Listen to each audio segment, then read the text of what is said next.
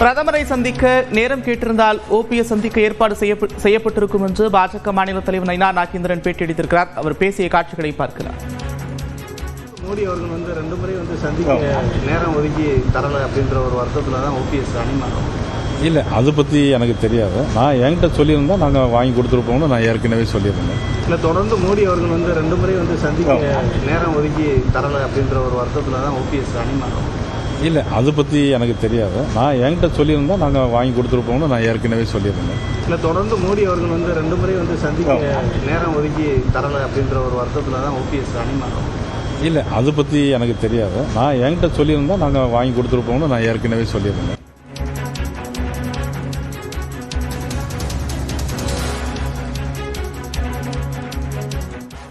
Sir, தன்மானம் கட்சியில் இருக்கும்போது எனக்கு தன்மானம் ரொம்ப முக்கியம் அப்படின்னு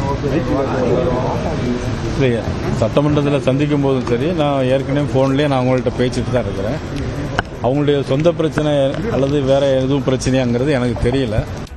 இல்லை, தொடர்ந்து மோடி அவர்கள் 2 முறை சந்திக்க நேரம் ஒதுக்கி தரல அப்படின்ற ஒரு வருத்தத்தில் தான் ஓபிஎஸ் அனுமதி இல்லை, அதை பற்றி எனக்கு தெரியாது. நான் என்கிட்ட சொல்லியிருந்தா நாங்கள் வாங்கி கொடுத்துருப்போம்னு நான் ஏற்கனவே சொல்லியிருந்தேன்.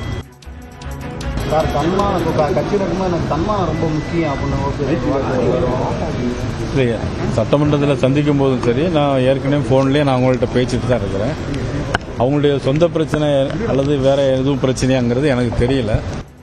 பிரதமரை சந்திக்க வேண்டும் என்று தெரிவித்திருந்தால் சந்திக்க ஏற்பாடு செய்யப்பட்டிருக்கும் என்று ஓ பன்னீர்செல்வம் தொடர்பாக பாஜக மாநில தலைவர் நயினா நாகேந்திரன் அளித்த பேட்டியை பார்த்தோம்.